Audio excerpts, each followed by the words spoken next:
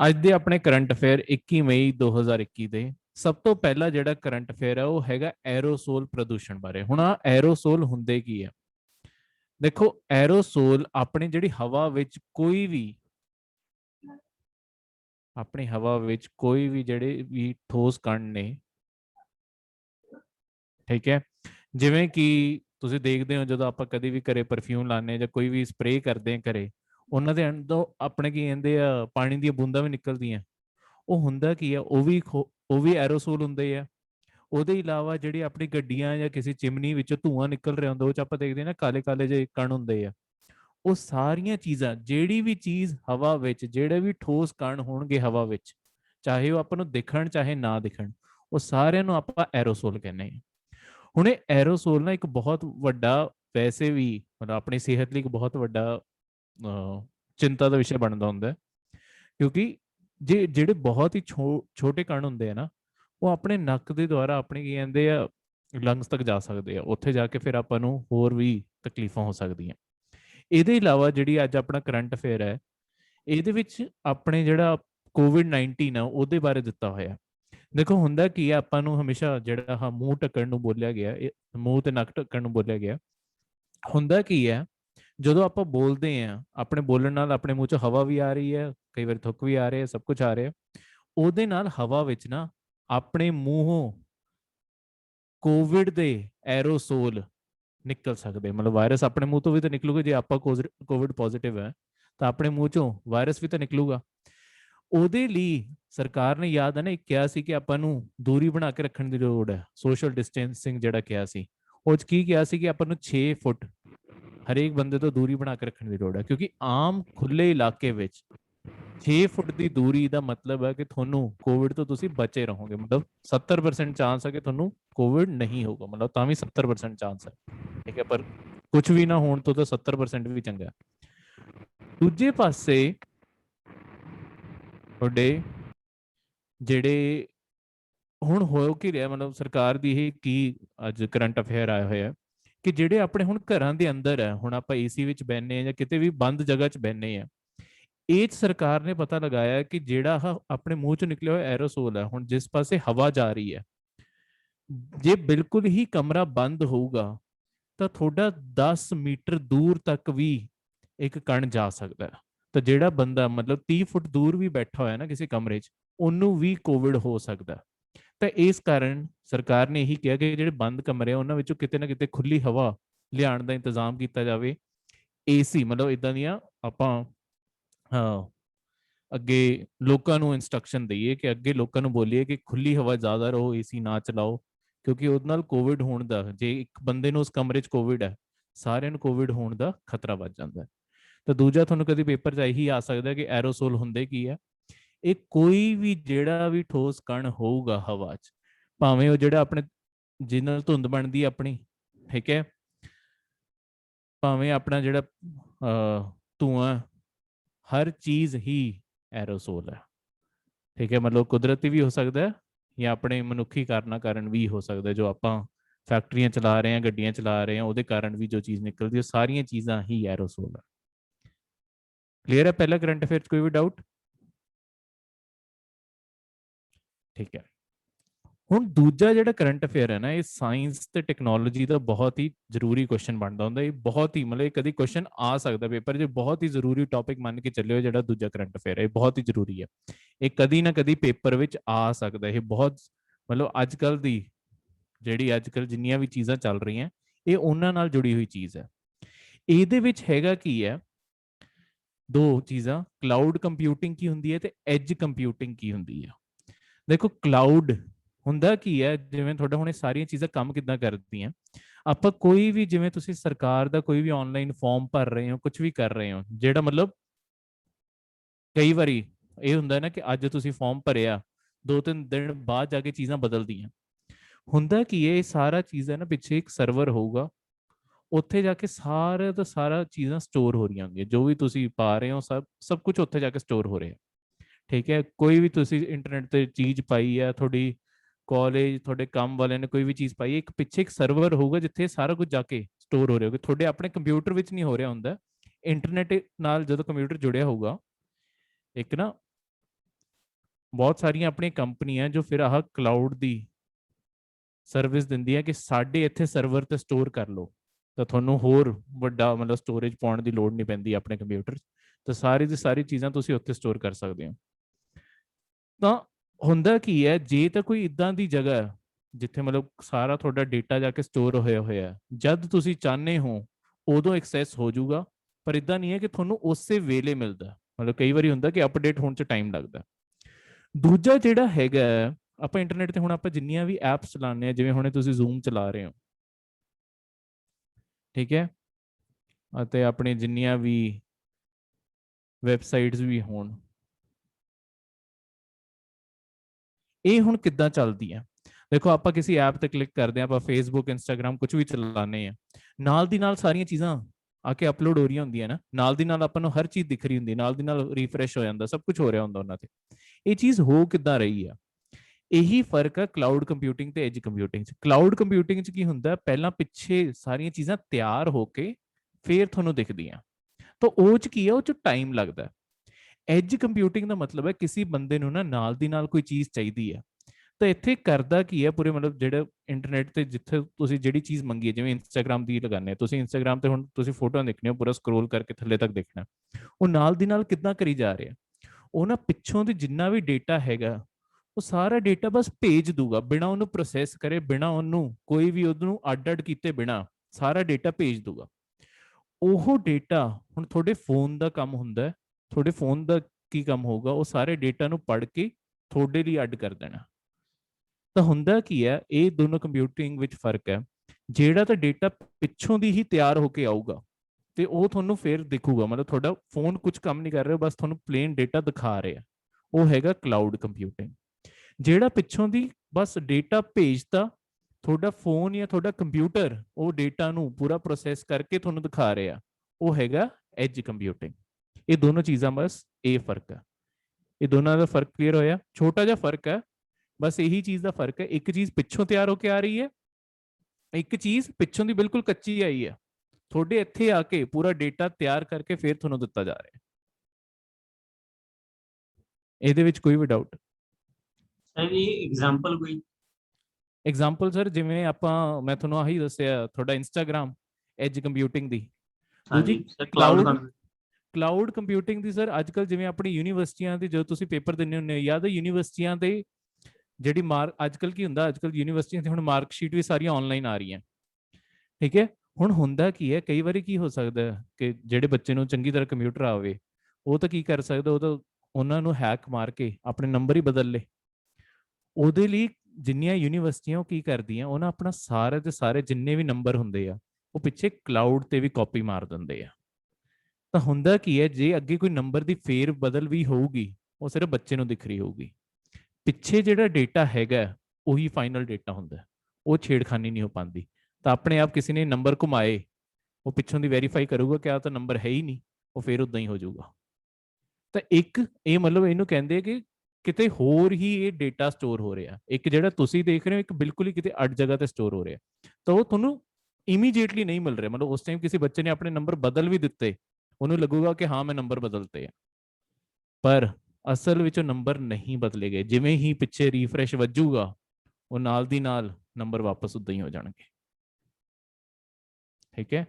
ਤੇ ਐਜ ਦਾ ਮਤਲਬ ਹੈ ਨਾਲ ਦੀ ਨਾਲ, ਮਤਲਬ ਜੋ ਤੁਸੀਂ ਕਰ ਰਹੇ ਹੋ ਉਹੀ, ਪਿੱਛੇ ਕੁਝ ਨਹੀਂ, ਬਸ ਪਿੱਛੋਂ ਦੀ ਕੱਚਾ ਡੇਟਾ ਆਇਆ ਸਾਰਾ, ਕੋਈ ਕਿਸੇ ਨੇ ਉਹਨੂੰ ਪ੍ਰੋਸੈਸ ਨਹੀਂ ਕੀਤਾ, ਤੇ ਤੁਹਾਡਾ ਫੋਨ ਉਹਨੂੰ ਪ੍ਰੋਸੈਸ ਕਰ ਰਿਹਾ। ਤਾਂ ਹੀ ਜਿਵੇਂ ਜਿਵੇਂ ਆਪਣੇ ਫੋਨ ਨਵੇਂ ਆਉਂਦੇ ਜਾ ਰਹੇ ਆ, ਉਹ ਆਪਾਂ ਕਿਉਂ ਕਹਿੰਦੇ ਆ ਕਿ ਇਹ ਹੋਰ ਵਧੀਆ ਚੱਲ ਰਿਹਾ, ਇਹ ਦੇਖੋ ਐਪ ਕਿੰਨੀਆਂ ਵਧੀਆ ਚੱਲ ਰਹੀਆਂ।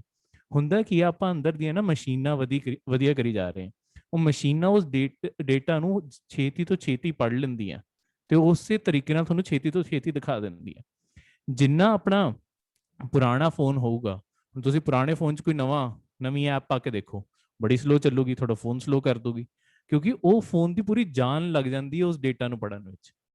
ਤਾਂ ਹੀ ਜਿਹੜੇ ਸਮਾਰਟਫੋਨ ਦਾ ਜਿਹੜਾ ਕਨਸੈਪਟ ਹੈ ਉਹ ਆਇਆ ਹੀ ਇੱਦਾਂ ਕਿ ਸਾਰਾ ਡੇਟਾ ਇੱਥੇ ਹੀ ਪੜ੍ਹ ਲਿਆ ਜਾਵੇ, ਤਾਂ ਇਹ ਛੇਤੀ ਛੇਤੀ ਅਵੇਲੇਬਲ ਹੋ ਜਾਂਦਾ, ਕਿਉਂਕਿ ਅੱਗੇ ਸੋਚ ਹੀ ਇਸ ਤਰੀਕੇ ਨਾਲ ਰੱਖੀ ਜਾ ਰਹੀ ਹੈ। ਮਤਲਬ ਆਪਣਾ ਵਿਗਿਆਨ ਜਾ ਕਿਸ ਪਾਸੇ ਰਿਹਾ। ਤੁਸੀਂ ਉਹ ਦੇਖਿਆ ਹੋਊਗਾ ਅੱਜ ਕੱਲ ਨਾ ਬਾਹਰ ਕਈ ਜਗ੍ਹਾ ਤੇ ਉਹ ਗੱਡੀਆਂ ਵੀ ਕਰ ਦਿੱਤੀਆਂ ਗਈਆਂ ਜਿੱਥੇ ਡਰਾਈਵਰ ਨੂੰ ਹੁਣ ਚਲਾਉਣ ਦੀ ਲੋੜ ਨਹੀਂ ਹੈ, ਮਤਲਬ ਉਹਨੂੰ ਚਲਾਉਣ ਵਾਲਾ ਕੋਈ ਡਰਾਈਵਰ ਨਹੀਂ ਹੈ, ਕੰਪਿਊਟਰ ਖੁਦ ਗੱਡੀਆਂ ਚਲਾ ਰਿਹਾ। ਇਹ ਨਾ ਇੱਕ ਅੱਗੇ ਜਾ ਕੇ ਪੂਰੀ ਇੱਕ ਸੋਚ ਹੈ ਕਿ ਇੱਕ ਟਾਈਮ ਤੇ ਮਨੁੱਖਾਂ ਨੂੰ ਡਰਾਈਵ ਕਰਨ ਦੀ ਲੋੜ ਹੀ ਨਾ ਪਵੇ, ਇਦਾਂ ਦੇ ਜਿੰਨੇ ਕੰਮ ਆ ਉਹ ਸਾਰੇ ਖਤਮ ਹੋ ਜਾਣ। ਉਹਦੀ ਜਗ੍ਹਾ ਹੁਣ ਹੋਊਗਾ ਕਿ ਜਿਹੜੀ ਇੱਕ ਗੱਡੀ ਹੈ ਉਹਦੇ ਅੰਦਰ ਕੰਪਿਊਟਰ ਲਗਾਇਆ ਜਾਊਗਾ, ਜਿਹੜੀ ਦੂਜੀ ਗੱਡੀ ਹੈ ਉਹਦੇ ਅੰਦਰ ਵੀ ਕੰਪਿਊਟਰ ਲਗਾਇਆ ਜਾਊਗਾ, ਤੇ ਜਿਹੜੀਆਂ ਜਿੰਨੀਆਂ ਵੀ ਆਪਣੀਆਂ ਟਰਾਂਸਪੋਰਟ ਦੀਆਂ ਲਾਈਟਾਂ ਉਹਨਾਂ ਦੇ ਅੰਦਰ ਵੀ ਕੰਪਿਊਟਰ ਲਗਾਇਆ ਜਾਊਗਾ। ਹੋਊਗਾ ਕਿ ਮਤਲਬ ਚਿਪ ਲਗਾਉਣ ਦੀ ਲੋੜ ਹੁੰਦੀ ਹੈ, ਪੂਰਾ ਕੰਪਿਊਟਰ ਦਾ ਤਾਂ ਨਹੀਂ ਹੁੰਦਾ, ਕੰਪਿਊਟਰ ਦਾ ਮਤਲਬ ਹੈ ਜਿਹੜਾ ਚਿਪ ਬਸ ਉਹ ਲਗਾਣੀ ਹੈ। ਇਹ ਕਰਨਗੇ ਕਿ ਇਹ ਸਾਰੇ ਸਾਰੀ ਆਪਣੀ ਗੱਡੀਆਂ ਹੋ ਗਈਆਂ ਚਾਹੇ ਲਾਈਟਾਂ ਹੋ ਗਈਆਂ ਸਾਰੀਆਂ ਇੰਟਰਨੈਟ ਨਾਲ ਜੁੜੀਆਂ ਹੋਣਗੀਆਂ। ਇਹਦੇ ਨਾਲ ਹੋਊਗਾ ਕਿ ਹੁਣ ਜਿਵੇਂ ਆਪਾਂ ਨੂੰ ਵਾਰ-ਵਾਰ ਲਾਈਟਾਂ ਤੇ ਰੁਕਣਾ ਪੈਂਦਾ, ਲਾਈਟਾਂ ਬਣਾਈਆਂ ਹੀ ਇਸ ਲਈ ਗਈਆਂ ਕਿ ਆਪਾਂ ਨਹੀਂ ਤਾਂ ਆਪਸ 'ਚ ਲੜੀਏ ਕਿ ਮੈਂ ਪਹਿਲਾਂ ਜਾਊਂਗਾ ਤੂੰ ਪਹਿਲਾਂ ਜਾਏਗਾ। ਇਹ ਗੱਡੀਆਂ ਕੀ ਕਰਨਗੀਆਂ, ਹੁਣ ਦੂਰੋਂ ਦੀ ਇੱਕ ਪਾਸੋਂ ਤੁਸੀਂ ਆ ਰਹੇ ਹੋ, ਇੱਕ ਪਾਸੇ ਦੂਜੀ ਗੱਡੀ ਆ ਰਹੀ ਹੈ, ਦੋਨੋਂ ਗੱਡੀਆਂ 'ਚ ਆਪਸ 'ਚ ਗੱਲ ਹੋ ਜੂਗੀ ਕਿ ਮੈਂ ਇਸ ਪਾਸੇ ਨੂੰ, ਮਤਲਬ ਮੇਰੇ ਮਾਲਿਕ ਨੇ ਡਾਇਰੈਕਸ਼ਨ ਪਾਈ ਹੈ ਕਿ ਮੈਂ ਸਿੱਧਾ ਜਾਣਾ, ਉਹਨੇ ਵੀ ਕਿਹਾ ਮੈਂ ਵੀ ਸਿੱਧਾ ਜਾਣਾ। ਤਾਂ ਪਹਿਲਾਂ ਹੀ ਉਹਨਾਂ ਵਿੱਚੋਂ ਇੱਕ ਗੱਡੀ ਆਪਣੇ ਆਪ ਨੂੰ ਥੋੜੀ ਜਿਹੀ ਹੌਲੀ ਕਰ ਲੂਗੀ ਤਾਂ ਕਿ ਜਿਵੇਂ ਹੀ ਇਹ ਨਿਕਲੇ ਉਦੋਂ ਬਾਅਦ ਆ ਗੱਡੀ ਨਿਕਲ ਜੇ। ਤੇ ਇਦਾਂ ਹੀ ਲਾਈਟਾਂ ਕੰਮ ਕਰਨਗੀਆਂ। ਇਹ ਸੋਚ ਹੈ, ਮਤਲਬ ਹਜੇ ਇਹ ਸਿਰਫ ਹਜੇ ਦੇਖਣ ਨੂੰ ਲੱਗ ਰਿਹਾ ਕਿ ਕਿੱਦਾਂ ਹੋਊਗਾ, ਪਰ ਇਹ ਤੁਹਾਨੂੰ ਹੁੰਦੀ ਹੋਈ ਚੀਜ਼ ਦਿਖ ਜੂਗੀ ਅਗਲੇ 10 ਸਾਲ ਵਿੱਚ। ਇਹ ਬਹੁਤ ਹੀ ਵੱਡੇ ਸਕੇਲ ਤੇ ਬਹੁਤ ਵੱਡੀਆਂ ਵੱਡੀਆਂ ਕੰਪਨੀਆਂ, ਚਾਹੇ ਤੁਹਾਡੀ ਐਪਲ ਹੋਗੀ, ਚਾਹੇ ਮਾਈਕਰੋਸਾਫਟ ਹੋਗੀ, ਚਾਹੇ ਗੂਗਲ ਹੋਗੀ, ਚਾਹੇ ਟੈਸਲਾ ਹੋਗੀ, BMW, ਆਡੀ, ਹਰ ਕੰਪਨੀ ਇਹਨਾਂ ਉੱਤੇ ਪੈਸਾ ਲਾ ਰਹੀ ਹੈ ਕਿਉਂਕਿ ਉਹਨਾਂ ਨੂੰ ਪਤਾ ਅੱਗੇ ਜਾ ਕੇ ਆਹੀ ਆਉਣ ਵਾਲਾ ਹੈ। ਤੇ ਇਹਦੇ ਉੱਤੇ ਅਰਬਾਂ ਰੁਪਇਆ ਲੱਗ ਰਿਹਾ ਹੈ, ਠੀਕ ਹੈ, ਅਰਬਾਂ ਡਾਲਰ ਲੱਗ ਰਹੇ ਹੈ ਕਿ ਜਿਹਦੇ ਨਾਲ ਇਹ ਤਕਨੀਕ ਜਿਹੜੀ ਹੈਗੀ ਹੈ ਇਹ ਪੂਰੀ ਵਿਕਸਿਤ ਕੀਤੀ ਜਾ ਸਕੇ। ਇਹਨੂੰ ਆਪਾਂ ਕਿਸੇ ਨਾ ਕਿਸੇ ਕਰੰਟ ਅਫੇਅਰ 'ਚ ਪੜਾਂਗੇ। ਇਹਨੂੰ ਕਹਿੰਦੇ ਆ ਇੰਟਰਨੈਟ ਆਫ ਥਿੰਗਸ। ਜਿੱਥੇ ਇੰਟਰਨੈਟ ਆਫ ਥਿੰਗਸ ਦਾ ਕੀ ਮਤਲਬ ਹੈ, ਜਿੱਥੇ ਸਮਾਨ ਆਪਸ 'ਚ ਗੱਲ ਕਰਦਾ ਇੰਟਰਨੈਟ ਦੇ ਥਰੂ, ਠੀਕ ਹੈ, ਬਿਨਾਂ ਤੁਹਾਡੀ ਕੁਝ ਕਮਾਂਡ ਦਿੱਤੇ ਖੁਦ ਪਹਿਲਾਂ ਹੀ ਚੀਜ਼ਾਂ ਨੂੰ ਪਤਾ ਹੋਊਗਾ ਤੁਸੀਂ ਕੀ ਕਰਨਾ ਚਾਹੁੰਦੇ ਹੋ। ਜਿਵੇਂ UPSC 'ਚ ਕੁਐਸਚਨ ਆਇਆ ਵੀ ਹੋਇਆ, UPSC ਨੇ ਪੂਰਾ ਨਾ ਇੱਕ ਅੱਧਾ ਪੈਰਾਗ੍ਰਾਫ ਪਾ ਕੇ ਪ੍ਰੀਲਿਮਸ ਦਾ ਕੁਐਸਚਨ ਪੁੱਛਿਆ ਸੀ ਕਿ ਇਹ ਚੀਜ਼ ਹੈ ਕੀ, ਉਹਦਾ ਆਪਸ਼ਨ ਆਹੀ ਸੀ internet of things, direct question. ਉਹਨਾਂ ਨੇ ਆਪਸ਼ਨ ਮਤਲਬ ਪੂਰਾ ਪੈਰਾਗ੍ਰਾਫ ਬਣਾਇਆ ਕੀ ਸੀ, ਉਹਨਾਂ ਨੇ ਆਪਣਾ ਜਿਵੇਂ ਪੂਰਾ ਰੁਝੇਵਾਂ ਉਦਾਂ ਪਾਤਾ ਸੀ ਕਿ ਤੁਸੀਂ ਸਵੇਰੇ ਸਵੇਰੇ ਉੱਠੇ ਹੋ, ਪਹਿਲਾਂ ਹੀ ਤੁਸੀਂ 7 ਵਜੇ ਉੱਠਦੇ ਹੋ, ਤੁਹਾਡੇ ਜਿਹੜੇ ਪਰਦੇ ਆ ਉਹ ਆਪਣੇ ਆਪ ਪਾਸੇ ਹੋ ਜਾਂਦੇ ਆ। ਤੁਹਾਡੇ ਗੀਜ਼ਰ ਨੂੰ ਪਹਿਲਾਂ ਹੀ ਪਤਾ ਤੁਸੀਂ 7:30 ਨਹਾਣਾ ਹੋਗੇ ਤੇ ਗੀਜ਼ਰ ਪਹਿਲਾਂ ਹੀ ਆਉਣਾ ਤੇ 7:30 ਪਾਣੀ ਗਰਮ ਤਿਆਰ ਪਿਆ। ਉਸ ਤੋਂ ਬਾਅਦ ਤੁਸੀਂ ਆਫਿਸ ਜਾਣਾ ਹੈ, ਤੁਸੀਂ ਦੇਖਦੇ ਹੋ ਤੁਹਾਡਾ, ਤੁਸੀਂ ਕਿਚਨ ਜਾਂਦੇ ਹੋ, ਉੱਥੇ ਤੁਹਾਡੀ ਕਾਫੀ ਮੇਕਿੰਗ ਮਸ਼ੀਨ ਨੇ ਪਹਿਲਾਂ ਹੀ ਤੁਹਾਡੇ ਲਈ ਕਾਫੀ ਪਾ ਕੇ ਰੱਖਤੀ ਹੈ। ਮਤਲਬ ਹਰ ਮਸ਼ੀਨ ਨੂੰ ਤੁਹਾਡਾ ਪੂਰਾ ਰੁਝੇਵਾਂ ਪਤਾ ਕਿ ਤੁਸੀਂ ਕਰ ਕੀ ਰਹੇ ਹੋ। ਤੁਸੀਂ ਉਸ ਤੋਂ ਬਾਅਦ ਗੱਡੀ 'ਚ ਬੈਠੇ ਹੋ, ਗੱਡੀ ਨੂੰ ਪਹਿਲਾਂ ਹੀ ਪਤਾ ਤੁਹਾਡਾ ਆਫਿਸ ਕਿੱਥੇ ਹੈ, ਉਹ ਤੁਹਾਨੂੰ ਖੁਦ ਲੈ ਕੇ ਉਸ ਪਾਸੇ ਨੂੰ ਚੱਲ ਪਊਗੀ। ਇਹ ਇੱਕ ਫਿਊਚਰ ਸੋਚਿਆ ਜਾ ਰਿਹਾ, ਜਿਵੇਂ ਅੱਜ ਤੋਂ 20-25 ਸਾਲ ਪਹਿਲਾਂ ਕੋਈ ਕਹਿ ਹੀ ਨਹੀਂ ਸਕਦਾ ਸੀ ਕਿ ਇਦਾਂ ਆਨਲਾਈਨ ਕਲਾਸਾਂ ਵੀ ਲੱਗ ਸਕਦੀਆਂ, ਠੀਕ ਹੈ, ਤੁਸੀਂ ਕਿਸੇ ਨਾਲ ਇੰਨੀ ਵਧੀਆ ਬੈਠੇ ਹੋਏ ਗੱਲਾਂ ਵੀ ਕਰਕੇ ਕਲਾਸਾਂ ਲੈ ਸਕਦੇ ਹੋ। ਹੁਣ ਇਹ ਚੀਜ਼ਾਂ ਰਿਐਲਿਟੀ ਹੈ, ਉਦਾਂ ਹੀ ਅਗਲੇ 10-15 ਸਾਲ 'ਚ ਆਹ ਰਿਐਲਿਟੀ ਹੋਣ ਵਾਲੀ ਹੈ। ਹਜੇ ਦੇਖਣ ਨੂੰ ਆਪਾਂ ਨੂੰ ਲੱਗਦਾ ਕਿੱਦਾਂ ਹੋਊਗਾ, ਪਰ ਇਸ ਚੀਜ਼ ਉੱਤੇ ਬਹੁਤ ਪੈਸਾ ਲੱਗ ਰਿਹਾ, ਇਹ ਸੱਚਾਈ ਹੋਣ ਵਾਲੀ ਹੈ। ਕਲੀਅਰ ਹੈ ਦੂਜੇ ਵਾਲਾ, ਕਲਾਊਡ ਤੇ ਐਜ ਕੰਪਿਊਟਿੰਗ 'ਚ।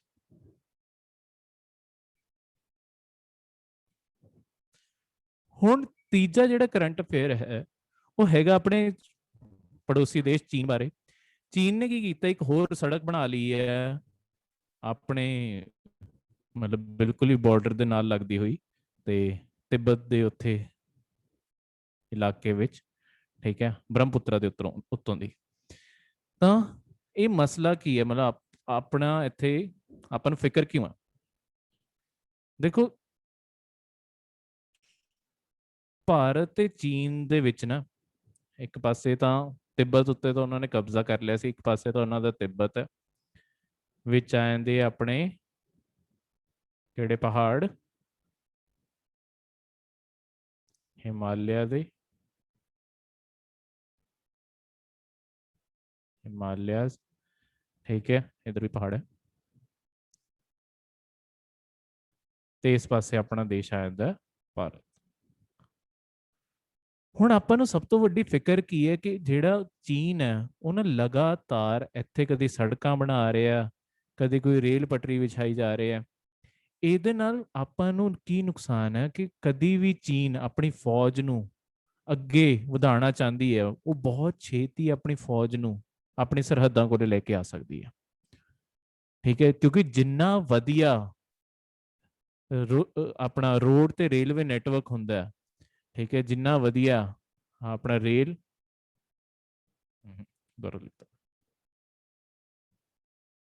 ਆਪਣਾ ਰੇਲ ਤੇ ਸੜਕਾਂ ਦਾ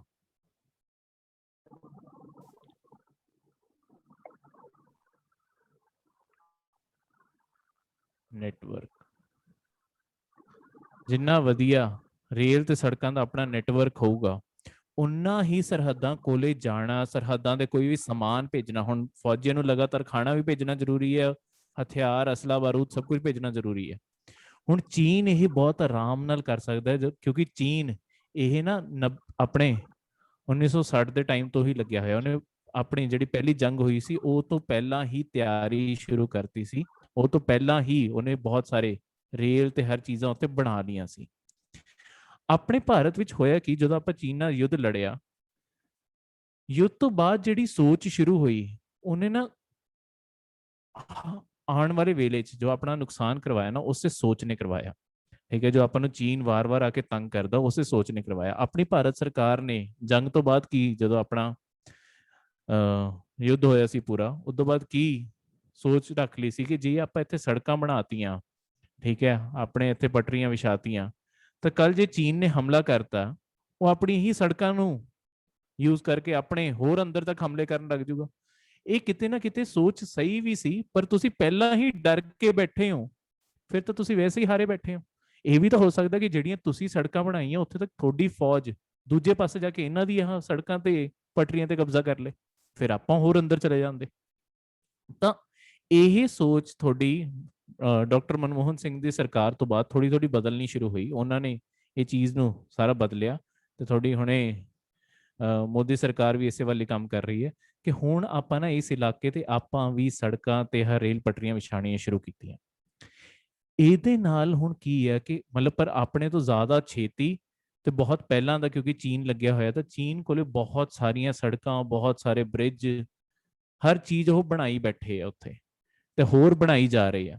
ਤਾਂ ਆਪਾਂ ਨੂੰ ਹਜੇ ਟਾਈਮ ਲੱਗ ਰਿਹਾ। ਇੱਕ ਤਾਂ ਦੇਖੋ ਆਪਾਂ ਉਹਨਾਂ ਤੋਂ ਥੋੜੇ ਜਿਹੇ ਗਰੀਬ ਦੇਸ਼ ਆ, ਠੀਕ ਹੈ, ਤਾਂ ਆਪਣੇ ਕੋਲੇ ਹੋਰ ਵੀ ਚੀਜ਼ਾਂ ਆਪਾਂ ਨੂੰ ਦੇਖਣ ਵਾਲੀਆਂ ਆਪਣੇ ਦੇਸ਼ ਵਿੱਚ, ਤੇ ਇਸ ਕਾਰਨ ਥੋੜਾ ਜਿਹਾ ਆਪਣਾ ਕੰਮ ਹੌਲੀ ਹੈ, ਪਰ ਚਲੋ ਲੱਗੇ ਹੋਏ ਆ ਜਿੰਨਾ ਵੀ ਕਰਨ ਨੂੰ। ਤਾਂ ਇੱਕ ਹੋਰ ਉਹਨਾਂ ਨੇ ਪੁਲ ਤੇ ਪੂਰਾ ਹਾਈਵੇ ਆਪਣਾ ਤਿਆਰ ਕਰ ਲਿਆ। ਇਹ ਜਿਹੜਾ ਹਾਈਵੇ ਹੈਗਾ, ਇਹ ਜਿਹੜੀ ਨਦੀ ਹੈ, ਜਿਹੜੀ ਨਦੀ ਤੋਂ ਕੀਤਾ, ਇਹਨੂੰ ਆਪਾਂ ਬ੍ਰਹਮਪੁੱਤਰ ਕਹਿੰਦੇ ਆ, ਤੇ ਚਾਈਨਾ 'ਚ ਇਸੇ ਨਦੀ ਨੂੰ ਯਾਰਲੰਗ ਸੰਗਪੋ ਬੋਲਿਆ ਜਾਂਦਾ ਹੈ। ਇਹ ਬ੍ਰਹਮਪੁੱਤਰਾ ਦਾ ਹੀ ਨਾਮ ਹੈ। ਚਾਈਨਾ 'ਚ ਬ੍ਰਹਮਪੁੱਤਰਾ ਨੂੰ ਇਸ ਨਾਮ ਨਾਲ ਬੁਲਾਇਆ ਜਾਂਦਾ ਹੈ, ਯਾਰਲੰਗ ਤਸੰਗਪੋ, ਸੰਗਪੋ, ਠੀਕ ਹੈ, ਯਾਰਲੰਗ ਸੰਗਪੋ। ਇਹ ਜਿਹੜੀ ਆਪਣੀ ਬ੍ਰਹਮਪੁੱਤਰਾ ਨਦੀ ਹੈ, ਇਹ ਸ਼ੁਰੂ ਹੁੰਦੀ ਹੈ ਚੀਨ ਦੇ ਇੱਥੇ, ਜਿਹੜਾ ਆਪਾਂ ਆਪਣੇ ਇੱਥੋਂ ਦੀ ਬਹੁਤ ਸ਼ਰਨਾਰਥੀ ਜਾਂਦੇ ਇੱਥੇ ਮਾਨਸਰੋਵਰ, ਇਹ ਮਾਨਸਰੋਵਰ ਦੇ ਕੋਲੋਂ ਦੀ ਸ਼ੁਰੂ ਹੁੰਦੀ ਹੈ, ਪੂਰੇ ਤਿੱਬਤ ਵਿੱਚ ਵਹਿੰਦੀ ਆਉਂਦੀ ਹੈ, ਤੇ ਫਿਰ ਇਹ ਭਾਰਤ ਨੂੰ ਐਂਟਰ ਕਰਦੀ ਹੈ। ਮਤਲਬ ਭਾਰਤ 'ਚ ਕਿੱਥੇ ਐਂਟਰ ਕਰਦੀ ਹੈ, ਕਿਹੜੀ ਸਟੇਟ ਆਪਣੀ, ਅਰੁਣਾਚਲ ਪ੍ਰਦੇਸ਼ ਚੋਂ। ਇਹ ਆਪਣਾ ਜਿਹੜਾ ਉੱਤਰੀ ਭਾਰਤ, ਉੱਤਰ ਪੂਰਬੀ ਭਾਰਤ ਦਾ ਹਿੱਸਾ ਹੈ।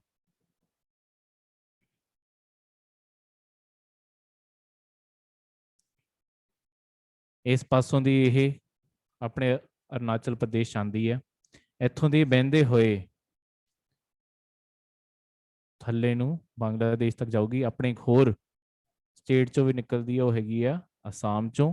ਉਸ ਤੋਂ ਬਾਅਦ ਇਹ ਬੰਗਲਾਦੇਸ਼ ਚਲੀ ਜਾਂਦੀ ਹੈ।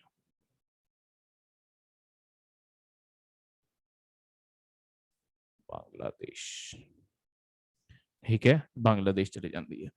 ਤਾਂ ਹੋਰ ਵੀ ਆਪਣੇ ਮਤਲਬ ਇੱਕ ਤਾਂ ਚੀਨ ਨਾਲ ਆਹ ਚੀਜ਼ ਹੈ, ਦੂਜੀ ਹੈ ਨਾ ਇੱਕ ਹੋਰ ਵੀ ਤੁਹਾਨੂੰ ਚੀਜ਼ ਦੱਸਦਾ, ਚਲੋ ਅੱਗੇ ਆਪਾਂ ਨੂੰ ਕਦੀ ਕਰੰਟ ਅਫੇਅਰ ਦੁਬਾਰਾ ਵੀ ਬ੍ਰਹਮਪੁੱਤਰ ਆਊਗੀ। ਚੀਨ ਇੱਕ ਹੋਰ ਚੀਜ਼ ਕੋਸ਼ਿਸ਼ ਕਰ ਰਿਹਾ, ਉਹ ਆ ਕਿ ਮੈਂ ਇਹਦੇ ਉੱਤੇ ਨਾ ਇੱਕ ਪੂਰਾ ਬਾਂਧ ਬਣਾ ਦਾਂ, ਇੱਕ ਡੈਮ ਬਣਾਉਣ ਦੀ ਇੱਥੇ ਕੋਸ਼ਿਸ਼ ਕਰੀ ਜਾ ਰਿਹਾ ਉਹ। ਹੁਣ ਡੈਮ ਨਾਲ ਹੋਊਗਾ ਕਿ ਬਹੁਤ ਸਾਰਾ ਪਾਣੀ ਇੱਥੇ ਰੁਕ ਜਾਊਗਾ, ਠੀਕ ਹੈ। ਇੱਕ ਤਾਂ ਆਪਣੇ ਇੱਥੇ ਪਾਣੀ ਦੀ ਕਿੱਲਤ ਹੋ ਸਕਦੀ ਹੈ, ਆਪਣੇ ਪੂਰੇ ਉੱਤਰ ਪੂਰਬੀ ਭਾਰਤ ਵਿੱਚ ਪਾਣੀ ਦੀ ਕਿੱਲਤ ਹੋ ਸਕਦੀ ਹੈ, ਕਿਉਂਕਿ ਬ੍ਰਹਮਪੁੱਤਰਾ ਸਭ ਤੋਂ ਮੇਨ ਨਦੀ ਹੈ ਉੱਥੇ।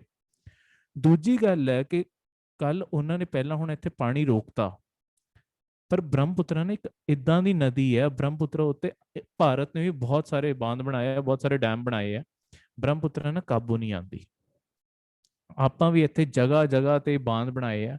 ਬ੍ਰਹਮਪੁੱਤਰਾ ਹਰ ਸਾਲ ਤੁਸੀਂ ਇੱਕ ਖਬਰ ਪੱਕੀ ਪੜੋਗੇ, ਜਿਵੇਂ ਆ ਹੁਣ ਆਪਣੇ ਮੌਨਸੂਨ ਚੰਗੀ ਤਰ੍ਹਾਂ ਸ਼ੁਰੂ ਹੋਣਗੇ ਨਾ, ਇੱਕ ਖਬਰ ਪੱਕੀ ਆਊਗੀ ਕਿ ਆਪਣੇ ਉੱਤਰ ਪੂਰਬੀ ਭਾਰਤ ਵਿੱਚ ਨਾ ਬਾੜ ਆਈ ਹੋਈ ਆ, ਠੀਕ ਹੈ, ਹੜ੍ਹ ਆਏ ਪਏ ਆ।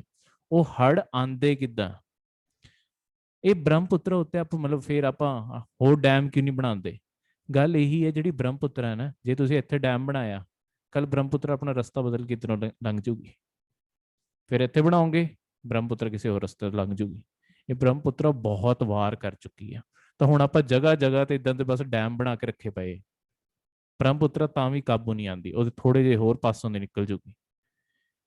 ਤਾਂ ਹੁਣ ਕੱਲ ਇਹ ਲਗਾ ਲਓ ਕਿ ਚਲੋ ਪਹਿਲਾਂ ਤਾਂ ਚੀਨ ਨੇ ਬਣਾ ਲਿਆ, ਪਰ ਹੁਣ ਆਹ ਜਿੰਨਾ ਪਾਣੀ ਇਕੱਠਾ ਹੋਇਆ, ਹੁਣ ਕੱਲ ਇਹ ਵੀ ਆਪਾਂ ਮੰਨ ਲੈਂਦੇ ਕਿ ਚਲੋ ਚੀਨ ਦਾ ਇਹ ਜਿਹੜਾ ਡੈਮ ਕਾਮਯਾਬ ਹੋ ਗਿਆ, ਪਰ ਕੱਲ ਚੀਨ ਨੇ ਅਚਾਨਕ ਹੀ ਆਪਣੇ ਡੈਮ ਦੇ ਗੇਟ ਖੋਲਣ ਦੇ ਫੈਸਲੇ ਕਰ ਲਏ ਕਿ ਚਲੋ ਮੀਂਹ ਬਹੁਤ ਪੈ ਰਿਹਾ, ਆਪਾਂ ਇਹ ਕਰਦੇ ਨਾ ਜਦੋਂ ਬਰਸਾਤ ਬਹੁਤ ਜ਼ਿਆਦਾ ਹੁੰਦੀ ਹੈ ਕਿ ਆਪਣੇ ਸਾਰੇ ਡੈਮ ਦੇ ਗੇਟ ਖੋਲ ਦੋ।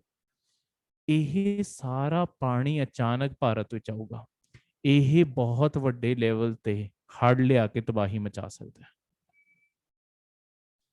ਇਸ ਚੀਜ਼ ਲਈ ਭਾਰਤ ਇਹਨੂੰ ਵਾਰ-ਵਾਰ ਕਹਿ ਰਿਹਾ ਕਿ ਬ੍ਰਹਮਪੁੱਤਰਾ ਉੱਤੇ ਇਦਾਂ ਦਾ ਕੋਈ ਡੈਮ ਨਾ ਬਣਾਓ, ਪਰ ਹੁਣ ਕਿਸੇ ਦੇਸ਼ ਨੂੰ ਸਿਰਫ ਤੁਸੀਂ ਕਹਿ ਸਕਦੇ ਹੋ, ਜਿਵੇਂ ਆਪਾਂ ਵੀ ਆਪਣੇ ਇੱਥੋਂ ਜਿਵੇਂ ਇੰਡਸ ਦੀਆਂ ਸਾਰੀਆਂ ਨਦੀਆਂ ਨਿਕਲਦੀਆਂ, ਤਾਂ ਪਾਕਿਸਤਾਨ ਵੀ ਆਪਾਂ ਨੂੰ ਕਈ ਵਾਰੀ ਕਹਿੰਦਾ ਕਿ ਡੈਮ ਨਾ ਬਣਾਓ ਜੰਮੂ ਕਸ਼ਮੀਰ ਦੇ ਇਲਾਕੇ 'ਚ, ਪਰ ਆਪਾਂ ਬਣਾਈ ਜਾ ਰਹੇ ਹਾਂ ਕਿਉਂਕਿ ਆਪਾਂ ਨੂੰ ਉੱਥੇ ਲੋੜ ਹੈ, ਉਵੇਂ ਇਹੋ ਲੋੜ ਹੈ। ਹਰ ਦੇਸ਼ ਆਪਣੇ ਆਪਣੇ ਮੁਤਾਬਿਕ ਸੋਚਦਾ, ਤੇ ਇੱਥੇ ਇਸੇ ਸੋਚ ਨਾਲ ਚੱਲ ਰਿਹਾ। ਕੋਈ ਵੀ ਡਾਊਟ ਇੱਥੇ ਤੱਕ? हाँ सर। ਠੀਕ ਹੈ, ਤਾਂ ਇਹੀ ਬ੍ਰਹਮਪੁੱਤਰਾ ਨਦੀ ਬਾਰੇ ਇਹ ਸਭ ਕੁਝ ਇੱਥੇ ਲਿਖਿਆ ਹੋਇਆ, ਸਭ ਸਾਰੀ ਚੀਜ਼ਾਂ ਲਿਖੀਆਂ ਹੋਈਆਂ। ਹੁਣ ਅਗਲਾ ਜਿਹੜਾ ਆਪਣਾ ਕਰੰਟ ਅਫੇਅਰ ਹੈ, ਉਹ ਹੈਗਾ, ਆਪਾਂ ਜਿਹੜਾ ਥੋੜੇ ਕਰੰਟ ਅਫੇਅਰ ਪਹਿਲਾਂ ਵੀ ਪੜ੍ਹਿਆ ਸੀ, ਐਂਟਾਰਕਟਿਕਾ ਬਾਰੇ। ਐਂਟਾਰਕਟਿਕਾ ਕਿਹਨੂੰ ਬਿਲੋਂਗ ਕਰਦਾ, ਕਿਹਦਾ ਇਹ? सारे देशों में। ਸਾਰੇ ਦੇਸ਼ਾਂ ਦਾ। ਦੇਖੋ ਇਹਨੂੰ ਕਦੀ ਵੀ ਤੁਸੀਂ ਨਕਸ਼ੇ ਤੇ ਦੇਖੋਗੇ ਨਾ, ਐਂਟਾਰਕਟਿਕਾ ਹਮੇਸ਼ਾ ਚਿੱਟੇ ਰੰਗ 'ਚ ਬਣਾਇਆ ਹੁੰਦਾ, ਉਹਦਾ ਇਹੀ ਮਤਲਬ ਹੈ ਇਹ ਸਾਰੀ ਮਨੁੱਖਤਾ ਦਾ। ਇਹਦੇ ਉੱਤੇ ਕੋਈ ਵੀ ਦੇਸ਼ ਆਪਣਾ ਹੱਕ ਨਹੀਂ ਜਮਾ ਸਕਦਾ।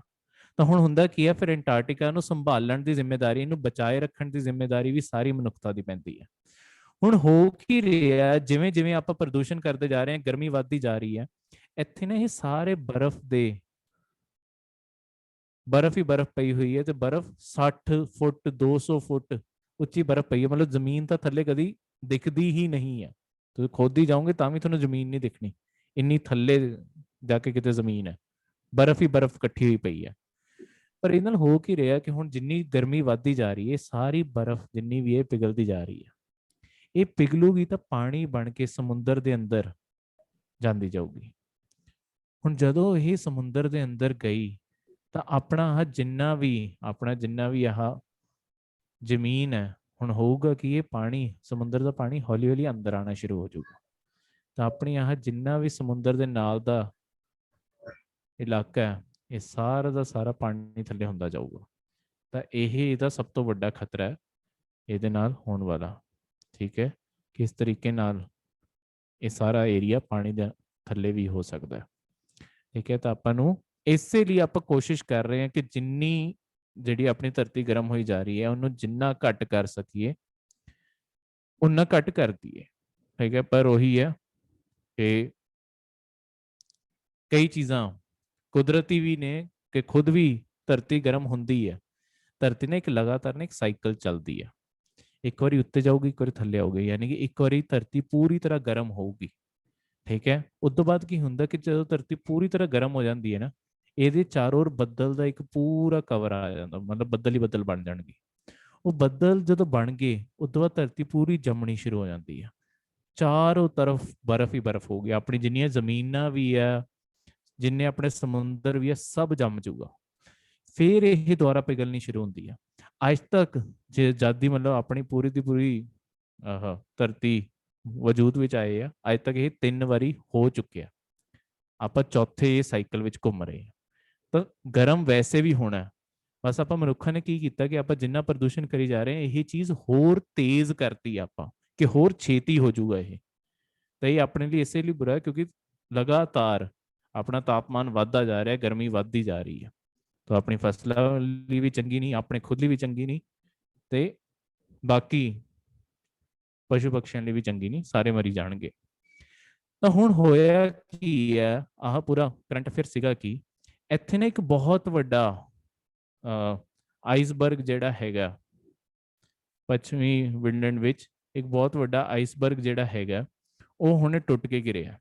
ਤਾਂ ਇੱਥੇ ਇੱਕ ਬਹੁਤ ਵੱਡਾ ਹੁਣ ਆਈਸਬਰਗ ਕਿੱਦਾਂ ਹੁਣ ਤੈਰਦਾ ਫਿਰ ਰਿਹਾ, ਮਤਲਬ ਬਹੁਤ ਵੱਡਾ ਇੱਕ ਬਰਫ਼ ਦਾ ਟੁਕੜਾ ਅੱਡ ਹੋ ਕੇ ਹੁਣ ਉਹ ਸਮੁੰਦਰ ਦੇ ਅੰਦਰ ਤੈਰਦਾ ਫਿਰੂਗਾ। ਠੀਕ ਹੈ, ਕਿ ਪੂਰਾ ਆਈਸਬਰਗ ਜਿਹਨੂੰ ਆਪਾਂ ਕਹਿੰਦੇ ਆ ਬਰਫ਼ ਦਾ ਬਲੌਕ, ਇਹ ਅੱਡ ਹੋ ਕੇ ਹੁਣ ਪਾਣੀ ਵਿੱਚ ਫਿਰੀ ਜਾ ਰਿਹਾ।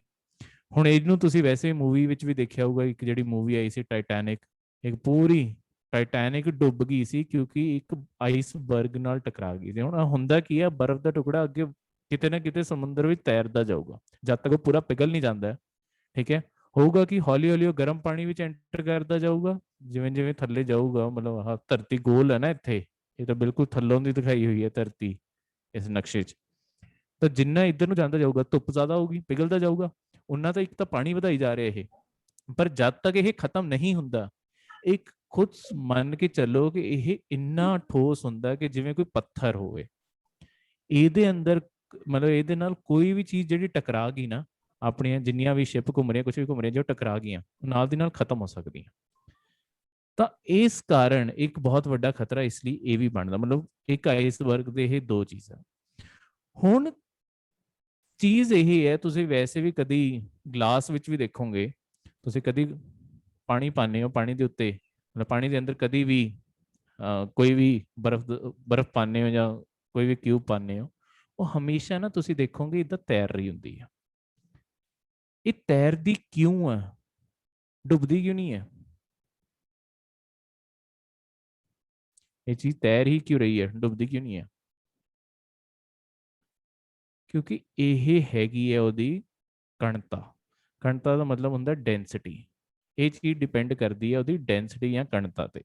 ਦੇਖੋ ਜਿੰਨੀ ਚੀਜ਼ਾਂ ਮਤਲਬ ਇਹਨਾਂ ਦੇ ਅੰਦਰ ਆਪਾਂ ਪੜ੍ਹਦੇ ਹਾਂ ਨਾ ਛੋਟੇ ਛੋਟੇ, ਜਿੰਨੀਆਂ ਇਹ ਚੀਜ਼ਾਂ ਆਪਸ 'ਚ ਜ਼ਿਆਦਾ ਚੰਗੀ ਤਰ੍ਹਾਂ ਜੁੜੀਆਂ ਹੁੰਦੀਆਂ, ਜਿਵੇਂ ਹੁਣ ਲੋਹਾ ਹੋ ਗਿਆ।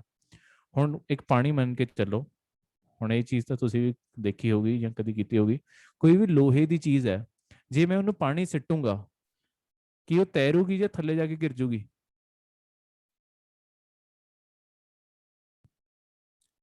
ਹੁਣ ਲੋਹੇ ਦੀ ਗੇਂਦ ਸੀ, ਥੱਲੇ ਜਾ ਕੇ ਗਿਰ ਜੂਗੀ, ਬਿਲਕੁਲ ਰੁਕੂਗੀ ਨਹੀਂ। ਪਰ ਜੇ ਹੀ ਪਰ ਇਹਦੇ ਵਾਂਗੂ ਹੀ ਹੁਣ ਜੇ ਮੈਂ ਇੱਕ ਲੱਕੜ ਦਾ ਟੁਕੜਾ ਲੈਣਾ, ਠੀਕ ਹੈ, ਉਹ ਮੈਂ ਸਿੱਟਦਾ ਪਾਣੀ ਉੱਤੇ, ਕੀ ਉਹ ਡੁੱਬੂਗਾ? ਨਹੀਂ, ਉਹ ਇੱਥੇ ਹੀ ਫਿਰਦਾ ਰਹਿੰਦਾ। ਤਾਂ ਇਹ ਫਰਕ ਕਿਉਂ ਆ ਰਿਹਾ? ਕਿਉਂਕਿ ਜਿਹੜੀ ਚੀਜ਼ ਮਤਲਬ ਕਿਸੇ ਵੀ ਚੀਜ਼ ਦੀ ਜਿਹਦੀ ਗਣਤਾ ਪਾਣੀ, ਮਤਲਬ ਹੁਣ ਜੇ ਪਾਣੀ ਲਾ ਕੇ ਚੱਲ ਰਹੇ, ਜੇ ਉਹਦੀ ਗਣਤਾ ਪਾਣੀ ਤੋਂ ਘੱਟ ਹੈ ਤਾਂ ਉਹ ਚੀਜ਼ ਤੈਰੂਗੀ। ਜੇ ਉਹਦੀ ਗਣਤਾ ਜਾਂ ਡੈਂਸਿਟੀ ਪਾਣੀ ਤੋਂ ਜ਼ਿਆਦਾ ਹੈ, ਉਹ ਚੀਜ਼ ਡੁੱਬ ਜੂਗੀ। ਠੀਕ ਹੈ, ਤਾਂ ਇਹ ਤੈਰਨਾ ਜਾਂ ਡੁੱਬਣਾ ਇਸੇ ਚੀਜ਼ ਉੱਤੇ ਹੀ ਡਿਪੈਂਡ ਕਰਦਾ ਕਿ ਤੁਸੀਂ ਕਿਸ ਤਰੀਕੇ ਨਾਲ ਕਿੰਨੀ ਦੀ ਗਣਤਾ। ਜਿਵੇਂ ਹੁਣ ਆਪਣਾ ਜਿਹੜਾ ਆਈਸਬਰਗ ਸੀਗਾ, ਇਹ ਪਾਣੀ ਤੋਂ ਥੋੜਾ ਜਿਹਾ ਹਲਕਾ ਹੁੰਦਾ, ਇਹਦੀ ਗਣਤਾ ਘੱਟ ਆ, ਪਾਣੀ ਦੀ ਹੈ, ਇਹਦੀ ਆ। ਹੁਣ ਕਿਉਂਕਿ ਇਹਦੀ ਘੱਟ ਹੈ, ਇਹ ਇਸੇ ਕਾਰਨ ਤੈਰ ਪਾ ਰਿਹਾ। ਜੇ ਜ਼ਿਆਦਾ ਹੁੰਦੀ ਡੁੱਬ ਜਾਂਦਾ। ਤੁਹਾਨੂੰ ਕਦੀ ਪੇਪਰ 'ਚ ਕੁਐਸਚਨ ਆ ਜਾਏ ਕਿ ਇਹ ਕਿਉਂ ਤੈਰਦੇ ਆ, ਜੇ ਜਿਓਗ੍ਰਾਫੀ ਵਿੱਚ ਪੂਰਾ ਕਨਸੈਪਟ ਆਊਗਾ, ਇਦਾਂ ਦਾ ਪੂਰਾ ਕਨਸੈਪਟ ਪੜੋਗੇ ਜਿਓਗ੍ਰਾਫੀ ਵਿੱਚ। ਪਰ ਉਨੀ ਦੇਰ ਲਈ ਕਰੰਟ ਅਫੇਅਰ ਮੈਂ ਤੁਹਾਨੂੰ ਦੱਸਿਆ ਹਰ ਸਬਜੈਕਟ ਤੇ, ਮਤਲਬ ਫਿਰ ਸਬਜੈਕਟ ਪੜ੍ਹਨ ਲੱਗੇ ਵੀ ਸੌਖਾ ਹੋ ਜਾਂਦਾ ਤੇ ਬਾਅਦ 'ਚ ਕਰੰਟ ਅਫੇਅਰ ਤਾਂ ਆਉਂਦੇ ਹੀ ਰਹਿਣੇ ਆ, ਕਿਉਂਕਿ ਫਿਰ ਵਾਰ-ਵਾਰ ਚੀਜ਼ਾਂ ਰਿਵਾਈਜ਼ ਵੀ ਹੁੰਦੀਆਂ ਜਾਂਦੀਆਂ, ਕਿਉਂਕਿ ਸੇਮ ਚੀਜ਼ ਹੀ ਆਪਾਂ ਪੜ੍ਹਦੇ ਰਹਿਣਾ। ਤਾਂ ਇਸ ਤਰੀਕੇ ਨਾਲ ਇਹ ਚੀਜ਼ ਤੈਰਦੀ ਰਹਿੰਦੀ ਹੈ ਉਹਦੇ ਉੱਤੇ। ਹੁਣ ਇਹਦੇ ਇਲਾਵਾ ਮੈਂ ਤੁਹਾਨੂੰ ਇੱਥੇ ਇੱਕ ਮੈਪ ਦੇਤਾ। ਹੁਣ ਤੁਸੀਂ ਅੱਜ ਮੈਪ 'ਚ ਕੀ ਕਰਨਾ ਹੈ, ਆਹ ਆਪਣਾ ਐਂਟਾਰਕਟਿਕਾ, ਇਹਦੇ ਆਸ-ਪਾਸ ਆ ਜਿਹੜੇ ਸੀ ਦੇ ਨਾਮ ਲਿਖੇ ਆ ਨਾ, ਜਿਵੇਂ ਡੇਵਿਸ ਸੀ ਹੋ ਗਿਆ, ਕੋਪਰੇਸ਼ਨ ਸੀ ਹੋ ਗਿਆ, ਇਹਨਾਂ ਨੂੰ ਇੱਕ ਵਾਰੀ ਪੜ੍ਹ ਲਿਓ। ਦੇਖੋ ਇਹਨਾਂ ਵਿੱਚ ਮੈਂ ਜਿਹੜੇ ਸਭ ਤੋਂ ਮੇਨ ਹੈ ਨਾ, ਉਹ ਮੈਂ ਤੁਹਾਨੂੰ ਦੱਸ ਦਿੰਦਾ ਜਿਹੜੇ ਯਾਦ ਰੱਖਣੇ। ਇੱਕ ਆ ਵੀਡਲ, ਇਹ ਤਾਂ ਅੱਜ ਪੇਪਰ 'ਚ ਹੀ ਆਇਆ ਹੋਇਆ, ਠੀਕ ਹੈ, ਇਹ ਤਾਂ ਖਬਰ ਹੀ ਇਹਦੀ ਬਣੀ ਹੋਈ ਸੀ। ਇੱਕ ਆ ਕੋਪਰੇਸ਼ਨ, ਇੱਕ ਆ ਕੋਸਮੋਨੌਟ, ਇੱਕ ਡੇਵਿਸ ਤੇ ਇੱਕ ਆ ਰੌਸ। ਬਸ ਜਿਹੜੇ ਆ 5 ਹੈ ਨਾ, ਇਹਨਾਂ ਦੇ ਨਾਮ ਯਾਦ ਰੱਖ ਲਿਓ। ਤੁਹਾਨੂੰ ਸਿੱਧਾ ਸਿੱਧਾ ਕੁਐਸਚਨ ਆ ਸਕਦਾ ਹੈ ਕਿ ਜਿਵੇਂ ਰੌਸ ਸੀ ਕਿੱਥੇ ਪੈਂਦਾ, ਉਹਦਾ ਆਪਸ਼ਨ ਹੋਊਗਾ ਐਂਟਾਰਕਟਿਕਾ, ਮਤਲਬ ਐਂਟਾਰਕਟਿਕਾ ਕੋਲੇ ਪੈਂਦਾ, ਐਂਟਾਰਕਟਿਕਾ ਉਹਦਾ ਆਪਸ਼ਨ ਹੋਊਗਾ ਕਿਹਦੇ ਕੋਲੇ ਪੈਂਦਾ, ਉਹਦਾ ਸਿੱਧਾ ਸਿੱਧਾ ਥੱਲੇ ਆਨਸਰ ਦਿੱਤਾ ਹੁੰਦਾ, ਮਤਲਬ ਇੱਕ ਆਪਸ਼ਨ ਜਿਹੜਾ ਚੂਜ਼ ਕਰਨਾ ਥੱਲੇ ਪੱਕਾ ਐਂਟਾਰਕਟਿਕਾ ਦਾ ਆਪਸ਼ਨ ਹੋਊਗਾ, ਤੁਸੀਂ ਉਹਨੂੰ ਮਾਰਕ ਕਰਕੇ ਆਣਾ, ਤੁਹਾਡਾ ਆਨਸਰ ਆਪਣੇ ਆਪ ਸਹੀ ਹੋ ਜਾਣਾ। ਤਾਂ ਆਹ ਸਾਰੇ ਆਪਾਂ ਨੂੰ ਯਾਦ ਰੱਖਣੇ ਆ। ਕਲੀਅਰ ਹੈ? ਆ ਜਿਹੜਾ ਇਸ ਪਾਸੇ ਜ਼ਮੀਨ ਬਣੀ ਹੈ, ਇਹ ਜ਼ਮੀਨ ਬਣੀ ਆ ਸਾਊਥ ਅਮਰੀਕਾ ਦੀ, ਠੀਕ ਹੈ। ਤਾਂ ਇਹਦੇ ਕੋਲੇ ਜਿਹੜਾ ਸੀ ਪੈਂਦਾ ਉਹ ਸਕਾਟੀਆ ਪੈਂਦਾ, ਜਿਹੜਾ ਬਿਲਕੁਲ ਆ ਥੱਲੇ ਵਾਲੇ, ਇੱਥੇ ਅਰਜਨਟੀਨਾ ਜਿਹੜਾ ਦੇਸ਼ ਹੈ ਉਹ ਇੱਥੇ ਆ, ਤਾਂ ਉਹਦੇ ਕੋਲੇ ਆਹ ਸਕਾਟੀਆ ਪੈ ਜਾਂਦਾ। ਇਸ ਕਰੰਟ ਅਫੇਅਰ 'ਚ ਕੋਈ ਵੀ ਡਾਊਟ ਹੋਵੇ? No sir. ਨਹੀਂ ਤਾਂ ਇਹ ਸੀਗੇ ਅੱਜ ਦੇ ਤੁਹਾਡੇ ਕਰੰਟ ਅਫੇਅਰ।